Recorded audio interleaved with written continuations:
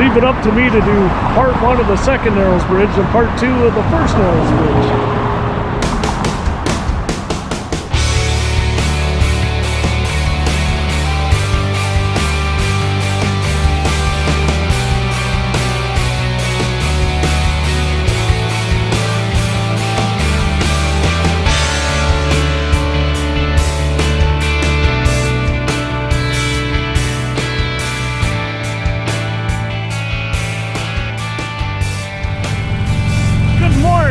Welcome back to the channel.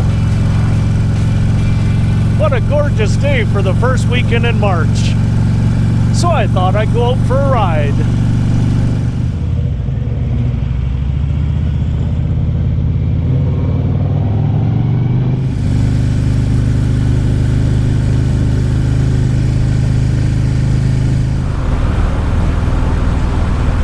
This week's video, what I'm doing is I'm focusing on the Bridges of Vancouver. And I'm not going to be talking about this bridge.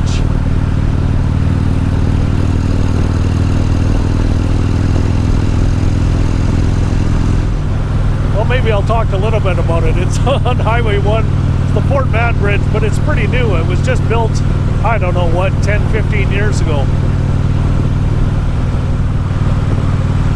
Like I said before, it's a gorgeous day for the first week of March, so I just wanted to get out for a ride somewhere.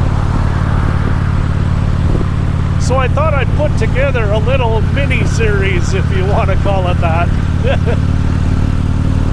It's a little 2-part series that I want to do on the Bridges of Vancouver. And there's 2 bridges that I'm going to talk about. One of them on this episode today. And part 2 next week, we'll talk about a second bridge. And at the end of that video, I'm going to talk about a scenario with the 2 bridges. So let's go to the first bridge. So I'm doing this video on a Sunday because I really don't want to get messed up in that massive traffic that happens during the weekdays. We're getting close now to the bridge that I'm going to focus on today. The first video is going to be on the second Narrows Bridge. But before we get there, here's a tunnel. This is the Cassier Tunnel. It's on Highway 1 right around the East Hastings Exchange.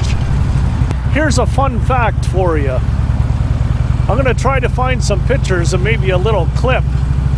But if you take a look at the entrance into the tunnel here, this was the shooting location of a film.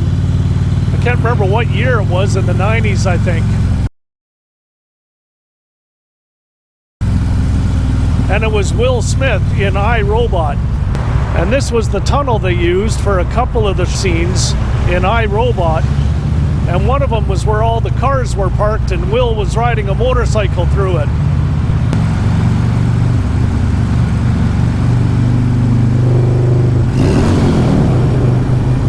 Gotta do it.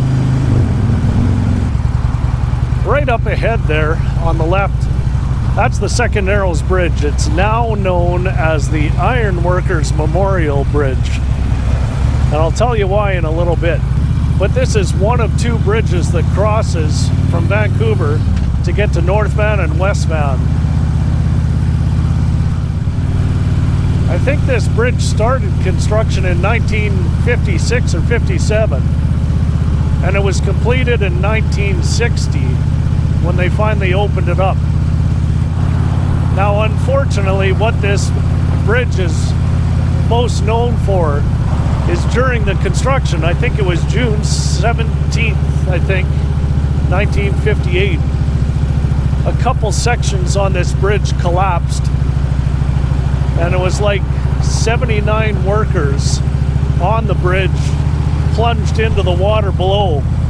And you see how high of a drop that is. And 18 of them workers died. And a diver that was looking for people afterwards, one of the divers died also, so the fatality count went up to 19. A very tragic accident. And there was a royal commission performed afterwards for the cause of the accident. And it came down to engineering calculation errors. So something was undersized during construction and a massive amount of it collapsed. Now this bridge was originally called the Second Narrows Bridge, and in 1994 they changed the name to the Iron Workers Memorial Bridge in honor of those 19 people that died in this incident. Plus, there was 4 other people that died during the construction of this bridge, so that's why it's called that Iron Workers Memorial Bridge now. And you know, I heard rumors in the past, and I could never figure it out until I looked into it. But I used to work around a lot of engineers before when I was working. And a professional engineer wears an iron ring on their dominant hand, on the pinky finger. And that ring symbolizes their personal obligation at the cost to personnel if a job is done wrong. I'll have some engineer correct me on the statement, but the rumors I heard for a long time is on this incident that they saved the steel from the incident, and that's what they make the rings from, is the steel from this collapsed bridge. And I don't know if that was true or not, so I did look into it. Did find some documents that actually in 1922 is when there was a group of people put together for an ethics review, an ethics commission on engineering. And the iron ring started in 1922 for engineers. And from what I read, it was not from this bridge collapse.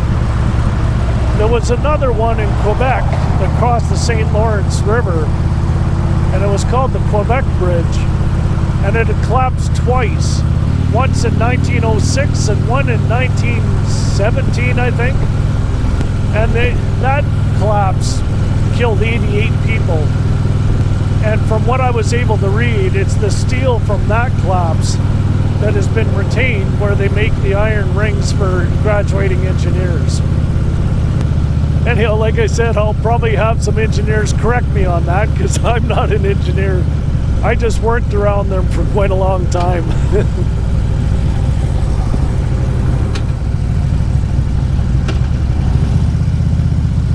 Now I think there's a plaque down there, so I'm going to find a place to park and see if I can find a plaque for the memorial.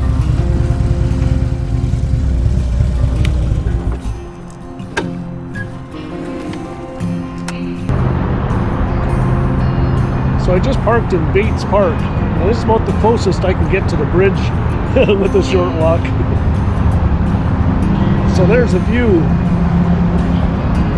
of the Iron Workers Memorial Bridge.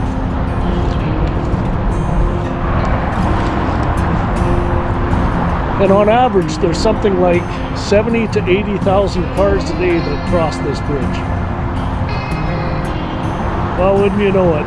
I don't think the plan's going to work today, because on the other side of the bridge, that's where the plaque is.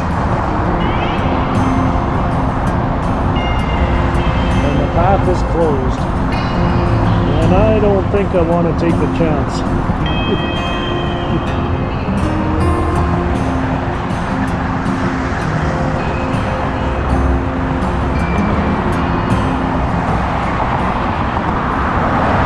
So there's a picture of the plaque. You can read it from here. You can just pause the video and read it. And I'm not going to run across that traffic. Oh, it's all good, right? Okay, thanks for... And wouldn't you know it, I was just turning around to leave. And as soon as I turned around, what did I see?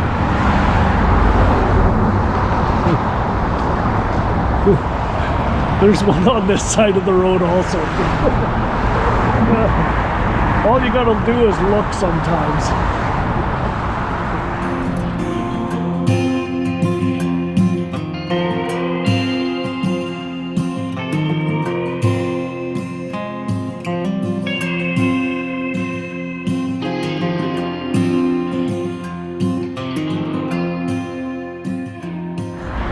Okay, thanks for watching part 1 of this video. Next week will be part 2 where we talk about the first Narrows Bridge. Okay, have a good week. We'll see you on the next video.